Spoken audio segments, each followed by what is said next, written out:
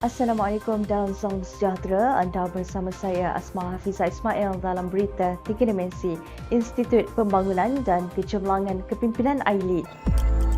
Menteri Belia dan Sukan Yang Berhormat Datuk Seri Ahmad Faizal bin Dato' Azumu yakin pengalaman menganjurkan 6 sukan C sebelum ini mampu menjadikan Malaysia tuan rumah terbaik apabila Tamasya Dwi tahunan itu kembali ke negara ini pada 2027.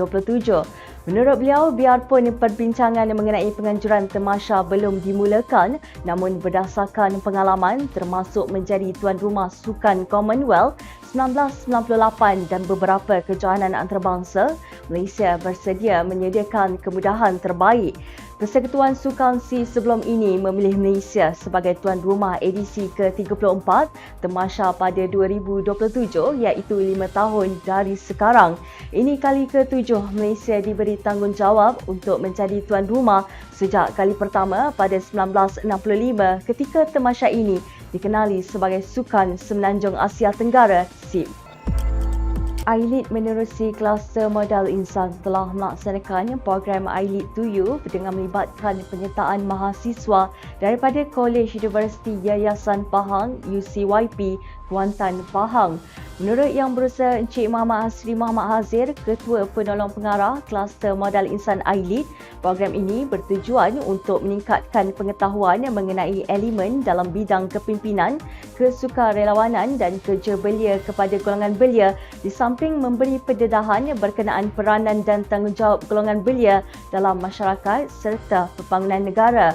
Program yang dilaksanakan secara bersemuka ini telah menampilkan Encik Izzuddin Abdul Muttalib, Pegawai Hal Ehwal Agama, Pejabat Agama Islam Daerah Kuantan.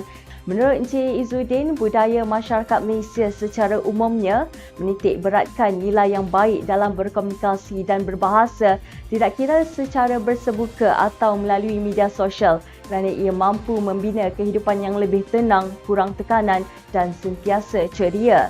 Semoga pelaksanaan program sebegini dapat memberi pendedahan dan kesedaran kepada belia supaya lebih cakna akan tanggungjawab mereka sebagai pemimpin masa hadapan negara kelak. Isu pengangguran yang sering diperkatakan di Malaysia, khususnya dalam kalangan belia, bukanlah satu fenomena baharu, namun ia perlu diberikan perhatian oleh semua pihak.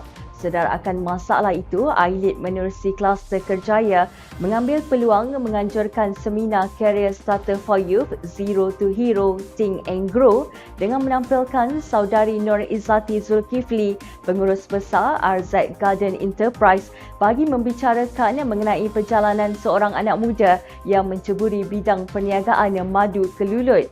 Menurut Saudari Nur Izzati, kemahiran usahawan perlu ada dalam setiap individu kerana ia dapat meningkatkan taraf hidup seseorang serta membantu dalam menjana pendapatan hingga menjadi seorang usahawan yang berjaya.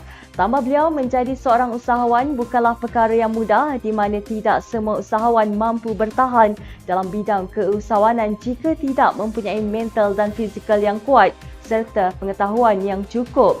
Tegas beliau, minat memainkan peranan yang penting dalam memastikan perniagaan yang diusahakan dapat bertahan dan mampu bersaing seiring dengan usahawan yang lain.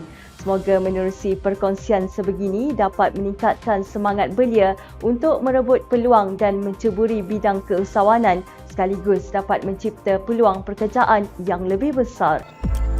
Kehidupan kita pada hari ini adalah hasil tindakan kita pada masa lalu. Kehidupan kita pada masa depan adalah hasil tindakan kita pada hari ini. Ingatlah bahawa kehidupan kita bermula dengan apa yang kita lakukan. Terus ikuti kami di semua platform media sosial AILID. Jangan lupa temui kami pada jam 3 petang dengan 3 berita penting 3 kali seminggu pada hari Isnin, Rabu dan Jumaat hanya di Berita 3 Dimensi. Saya Asma Hafizah Ismail. Assalamualaikum dan salam keluarga Malaysia.